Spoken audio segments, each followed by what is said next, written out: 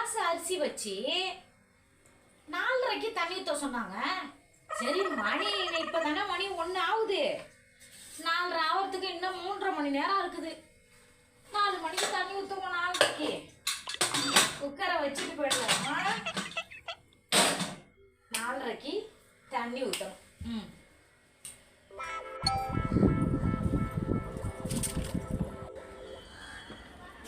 சாதம் வெந்து போயிட்டா, பசி எடுக்குது.